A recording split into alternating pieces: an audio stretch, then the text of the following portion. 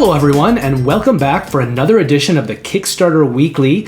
Today's episode is going to cover the period September 5th through the 11th, so I'll be looking at games that are completing their crowdfunding during that period. That is one game this period, so I'm only going to be looking at Barbaric, and that campaign is on Kickstarter. As usual with my videos, you can always, if there's something specific that you're looking for, go down into the footbar of the video and everything's broken out into tabs. You can go just to the game that you're specifically looking for.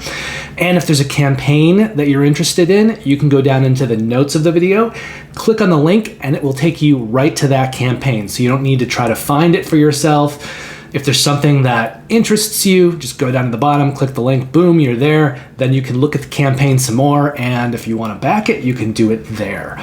Now, if you're new to this channel, in addition to covering those weekly campaigns that are finishing their funding, I also talk about games that I've played since I made the last video, games that I personally pledged from the last video, and anything that I've acquired into my collection. In today's video, I have 3 played games to talk about, and I'll be doing that before I get to the campaign. Those games are Almanac, The Dragon Road, Clash of Cultures Monumental Edition, and Golem. As far as games that I personally backed, there were no campaigns from last week's video. There was nothing that I wanted to feature in last week's video, so there's nothing that I personally backed. And then I have a bunch of things that came in. Games that I've acquired into my collection since the last video include Almanac, The Dragon Road, Almanac, The Crystal Peaks, 4 different games in the HEXplore series, Posthuman Saga and Posthuman Saga, The Journey Home expansion. Thank you very much for spending some time with me today and watching this video and hearing me talk about games. Please consider liking and subscribing. And with that, let's get to the 3 played games.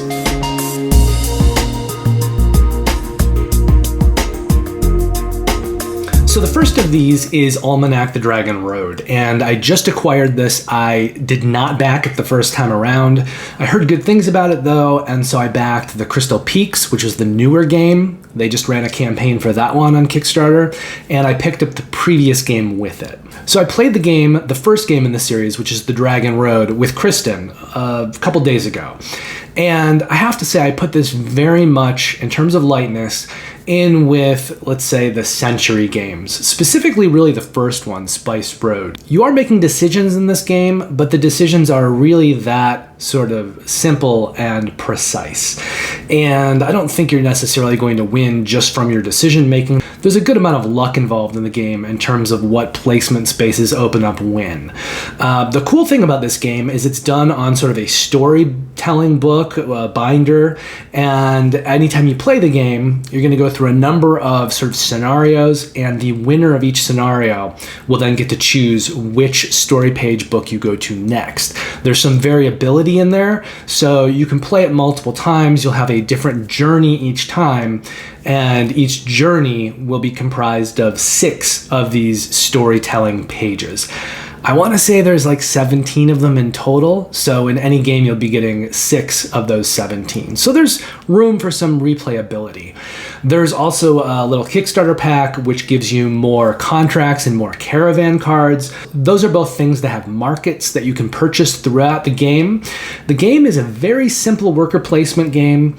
You're going to be putting workers on spaces, collecting resources, and then you're going to use those resources to either complete contracts, to buy caravan cards, which will allow you to store more goods and get more workers, and also throughout the game be acquiring strength, which may help you fight some of the periodic encounters that come out.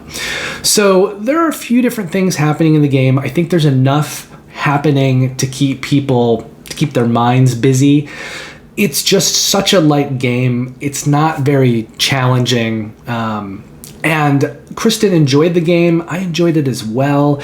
I'd like to play through Crystal Peaks at least once.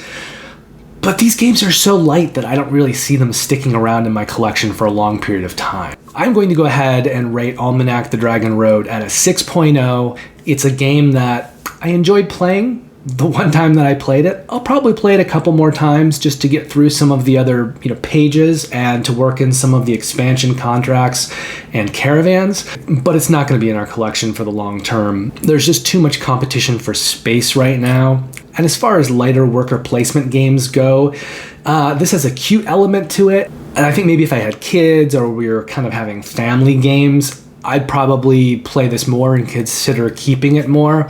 But this probably isn't the light worker placement game I'm going to reach for to teach new gamers.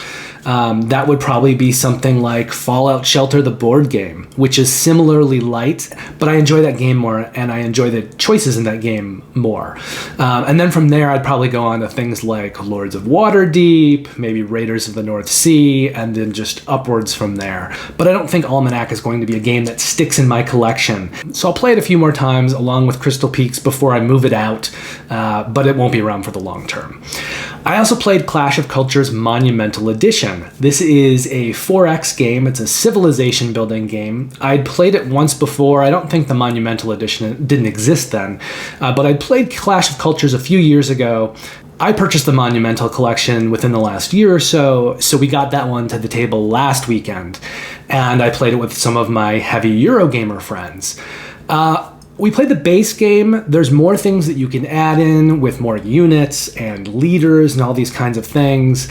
I think they were a little underwhelmed by the game. They wanted more things to do. They found it very repetitive. I will say that for this type of game, I preferred it to Game of Thrones, the board game. And I think once I added more stuff from it, I will prefer it even more. So I need to play both that and Game of Thrones, the board game, a little bit, make sure that Clash of Cultures is the game that I want to keep. The other thing that I'm comparing it to a little bit is a game called Tsukiyumi Full Moon Down, which I backed and received a year or two ago. That game had so many problems, and I really didn't like it, so I'm removing it from my collection. But it is another 4X game that I own. I have some others. Eclipse I really, really like. I have the first edition of that, and so I'm looking to replace it with the second edition. But basically, this is a civilization game. It's a 4X game, and you're doing things like walking around, building your armies, founding towns, adding different wings onto those towns, different buildings, which will then give you more powers. It's an engine builder as well. And I really enjoyed it, but based on the reaction from these two friends of mine, I don't know if this game is going to be getting a lot of play in my various game groups. I also see that I don't think there's a solo mode involved with this one, so I need to explore that a little more.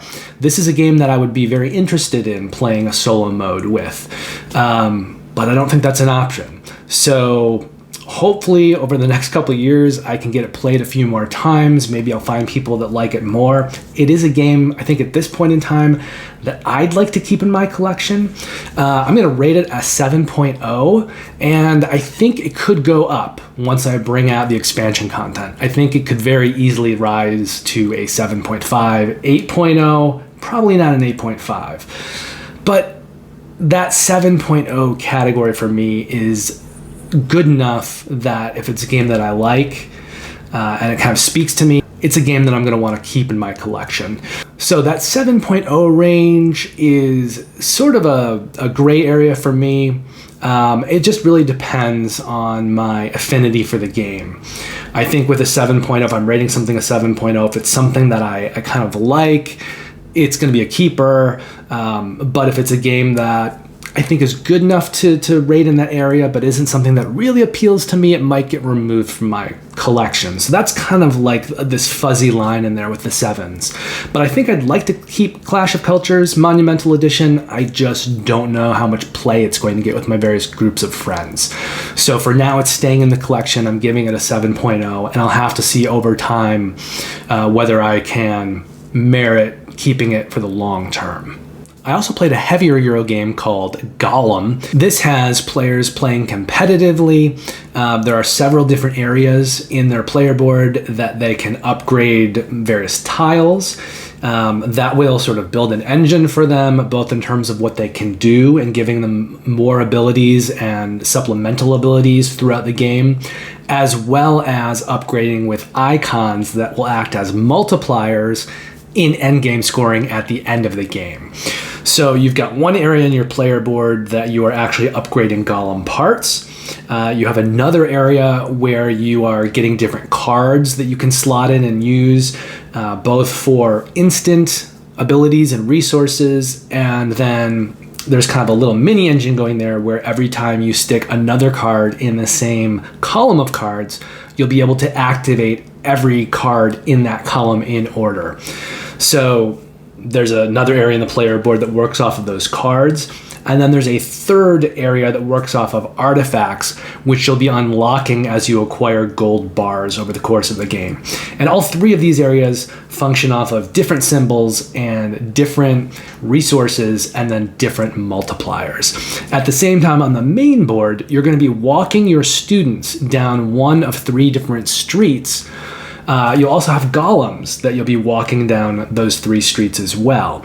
There'll be some income that you'll get from those streets depending on how far down them your students are. You'll also perhaps have to pay penalties every round if your students are far behind your golems. And there'll be actions that you can take on that board using your golems for resources. There's a nice interplay of mechanics, and I felt like this was a very solid Euro game, something that I definitely would play again. But for me, it felt like a collection of mechanisms that I've played in other games that didn't really come together in this game to do something new or compelling. I saw the opportunity to upgrade three different things on my player board, and I saw the way those things interacted with elements of the main board, and it's certainly a game that I could play a few more times and try out different strategies with and refine those strategies. And it's a really good game. I think I have to say that up front, just on a base level. This is not a game that I would rate below, say, an 8.0. But I think in that category, up against a lot of other similar Euro games, I find myself just not liking it as much as other. It doesn't quite appeal to me. I'd rather play Bonfire or Hallertau or Merv, the Heart of the Silk Road. I think at the end of the day, I just felt like I was flipping tiles and upgrading tiles and trying to make things happen on my player board. But the theme of the game just didn't really grab me. I like the idea of creating golems, and I think the player board part captures that well enough. But there's nothing on the main board that's really dynamic enough to make that theme come alive. So it has all the motions of other successful Euro games, and I liked the mechanisms in this game, but it just didn't quite come together in a way that makes it, the top of that genre for me. So I think for now I'm going to score Golem at an 8.0. I'll play it more, and that score may go up. I don't see it really going below an 8.0. So that means we're finishing off the played games of this week with Almanac the Dragon Road with a 6.0, Clash of Cultures Monumental Edition with a 7.0, and Golem with an 8.0. And from there, we move on to the single campaign that I'm talking about this week. It's for a game called Barbaric.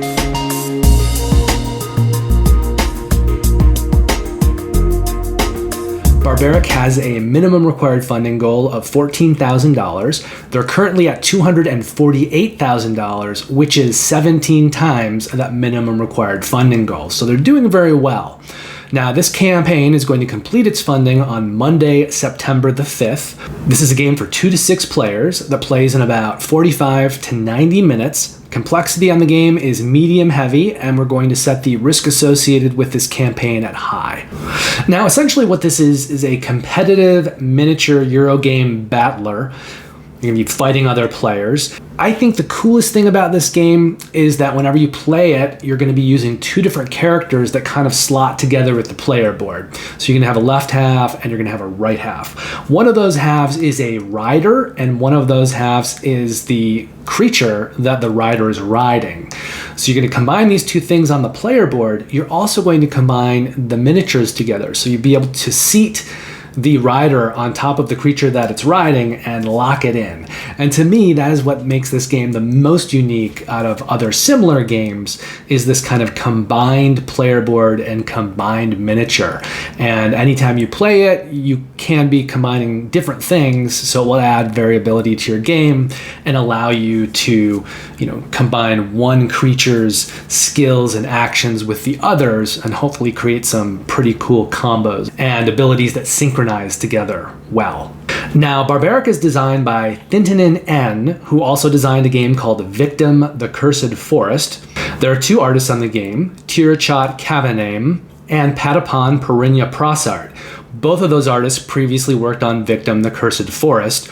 And finally, the game is being published by Hexahouse. Hexahouse also previously published Victim: The Cursed Forest. Now, the core box has been sectioned into two parts. So there are 4 pledges in Barbaric, but the first 2 are for 2 different halves of the core pledge. That way, if you're trying to save money, you can just get a smaller amount. If you want everything, then you can get both parts of the core pledge. That'll give you more miniatures, more figures to choose from, more variability when you're designing your teams that you're playing against each other. And if you have enough stuff, you'll have enough components to be able to play with 6 players. So for $118, you can pledge Core Pledge Box 1. It's called After the Apocalypse. You'll get that with its stretch goals. Also for $118 separately, you can pledge Core Box Pledge 2. That's for the Into the Lost Jungle half of the game. If you want to pledge for both of them together, that's $295. It's called Gameplay Set. It's going to give you both core boxes as well as the Challengers expansion, and that will allow you to play up to 5 or 6 players. If you want to bling it out even more, for $335, you can pledge the Collector's Set. That will give you everything gameplay related that we've already talked about, but it's going to add in some quality of life upgrades, including a big neoprene playmat, sleeves, a promo card pack, and a card holder pack. Then in the continental US, you're looking at shipping estimates of $30 or $42. It's $30 for either of the 2 core pledges, or $42 if you're getting the combined gameplay pledge or the collector's set. And finally, Hexahouse is looking to deliver Barbaric in June of 2023. So that is the only campaign that I'm going to be covering today. And as I mentioned previously, there's nothing that I backed from last week's video. So we're just going to move forward and go right into the acquisition section. And I'm going to talk to you about the really 8 games that arrived during this period.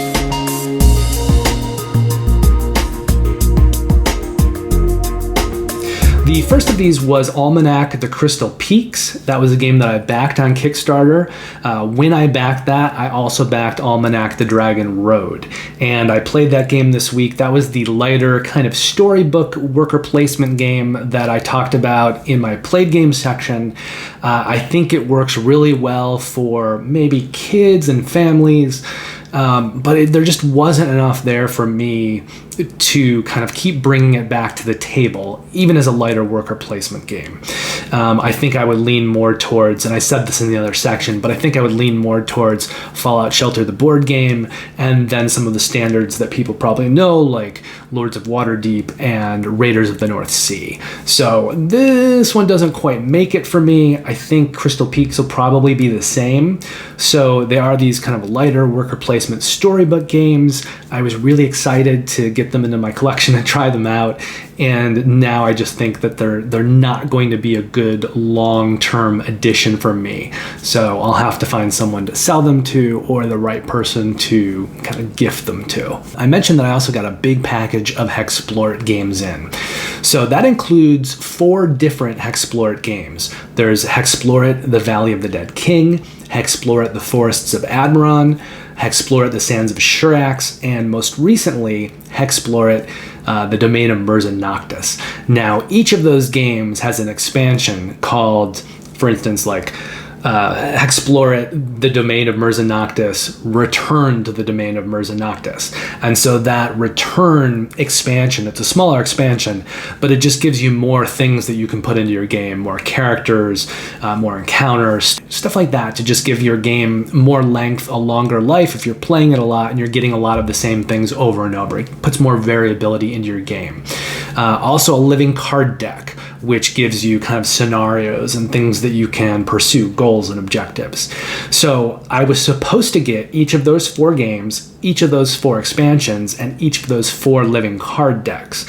However, the publisher gave me 2 copies of the Sands of Shurax and no copy of the Valley of the Dead King, and they also left out the living card deck for the Valley of the Undead King. So I've got 2 items missing. I need to work with the publisher to try to make sure that those items get delivered. But it really is 4 different games. So as I'm talking about these, I'm just gonna put the 4 different game pictures up, and I'll change them as I get through speaking about this series. But each game in the series is a game that can be played solo. It can be played with up to 6 or 7 players, depending on the game. And you're essentially kind of wandering around in this landscape. In the first game, there's an undead king, so there's kind of undead stuff. The second one is more forest themed. The third one is desert themed, and the fourth one, there's vampires. It's kind of like a Transylvanian type locale. But in any of these games, you're going to be wandering around the map, doing things, getting into encounters with the idea that you need to bulk up your character, and then at the end, you will hopefully be strong enough, along with the other players you're playing the game with, to attack and defeat the big bad. So in the first game, it's the Undead King. You're going to fight him at the end of every game. So it's an exploration game. There's like pick up and deliver and resource management and quests and things like that. But it is a Euro game. There are different things that can kind of come out over the game, but you're not playing a campaign. Every game is a standalone experience with these storytelling elements, and then you'll have a big fight. And there's a lot of stuff in the game so that you can play it many times. It's going to be hopefully very different every time because of all the variability in the boxes. And the other thing to know, I think, is that it is a little old school in the way that it works. There are dry erase markers, and you're going to be doing a lot of bookkeeping, writing on things, and then you can kind of erase them when you're done with the game. But for players who don't like that kind of bookkeeping, this may not be the game for you. If you liked playing Dungeons and Dragons back in the day, or even now, and kind of crunching the math and doing the map building and that kind of almost utilitarian, paper and pencil and crunching through stuff, there is an element of that in these HEXplore games. So I think for me, I'm looking at them primarily as solo games that I'm going to be playing probably late at night, and getting out my little pen and doing my calculations, and I'll probably throw it in with like Mage Knight, which will be another game that I'll be doing mostly solo plays of. So I'm just looking at it in that sense and having this interesting narrative experience when I'm playing each game for myself. But I'm not looking at it as a game that I'm thinking I'm going to play a lot with a lot of other people. And each of the 4 games is similar. There are different mechanics that they kind of develop throughout the different games, but in general, you are doing similar things in each game, and the structure of the game, the way you kind of go around this map and interact with things and build up your character so that you can hopefully defeat the big bad at the end of the game. Those are consistent for each of these 4 games. They are kind of reskinnings and reimaginings as you go through the different chapters of the series, throwing in different mechanics, different themes. Now, I'm actually pretty excited about these games. I did want to start with the first game, which is the one that wasn't delivered, that was left out of my shipment. So I'm not sure what to do with that. I'll have to get in touch with the publisher. Well, I already have, but I haven't gotten a response from them yet. But I'll have to see how long that's going to take. There is the Sands of Shurax, which is a 2020 game. So if I want to include that game as part of what I'm looking at in my best games of 2020, I may play the Sands of Shurax first, especially if it's going to be a while for the first game in the series to arrive. We'll see. So that represents 4 games, 6 if you include the 2 Almanac games. And the last 2 games that arrived are Posthuman Saga and Posthuman Saga: The Journey Home expansion. So these are kind of weird combinations of things, the Posthuman Saga games. They are competitive Euro games. You are going to be playing it, once on the table, and then there will be a winner to the game. So it is not a campaign game. It, however, feels very much like a campaign game that I really like called Waste Nights, because it's set in this post-apocalyptic environment. It's very centered around exploration and kind of walking around the board and doing things, not unlike the HEXplore games, really. But you're going to be doing this in this post-apocalyptic setting, and you're going to be interacting with narrative events, and there will be a story that evolves while you play the game. But it is a one-game experience. It's not a campaign. The Journey Home expansion is just more stuff. A sequel adds more things to the game. The other game that it kind of reminds me of is like Vindication. I think there's elements of Vindication in this. Theme-wise, also Wasteland Express Delivery Service. It's got that similar post-apocalyptic feel and art. But I like the idea that there is a very kind of rich narrative experience and storytelling elements within a competitive Euro game. So this is a game that I'm very excited to play and see how the different mechanics and the themes come together, and whether it delivers a fulfilling experience or something more like Fujikoro Deluxe that I played a couple weeks ago, which I enjoyed, but it's not a game where everything comes together and gives you a really fulfilling experience. Fujikoro is definitely its parts. It doesn't gain more to become more the sum of its parts, and I kind of enjoy it. I don't know if it'll stick around for the long haul. I have similar questions about Posthuman Saga, but I have more faith that Posthuman Saga will be a game that will be kept for the long term. So those are my 8 new arrivals this period, and that brings us to the end of another video. Now, the campaigns have been kind of thin the last several weeks, and I haven't wanted to put in a lot of campaigns that I don't personally want to recommend. I'm trying to keep it just to the campaigns that I really want to pass along to you. So when there's weeks that there are fewer campaigns, I'm not going to bulk that up. I'm just going to give you videos with one campaign or no campaign, as I have been doing. However, next week there are a lot more campaigns that I'm considering for the video. I think there's like 8 or 9 campaigns. I don't want to list them all right now because they probably won't all make the cut, but 3 games that I know will make the cut are Powerline, which is on GameFound. It's designed by Dirk Henn, new design from Dirk Henn. Trailblazers, which is on Kickstarter, and that's designed by Ryan Courtney, who did Pipeline and Curious Cargo. But this is a lighter tile placement game. It's got a story element to it, and it's designed to be portable as well, so you can take it if you're camping or going on the road.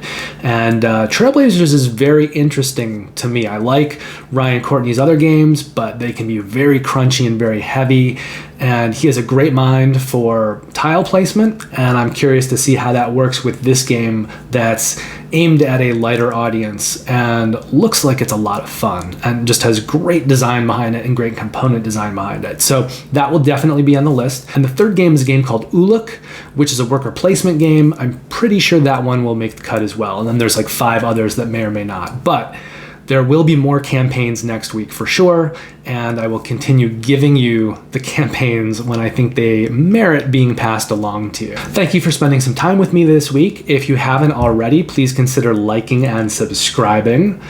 Have a great holiday weekend, a great week next week. Play lots of great games. I know I'm going to be playing some more scenarios in the loop, probably starting a campaign of My City with Kristen.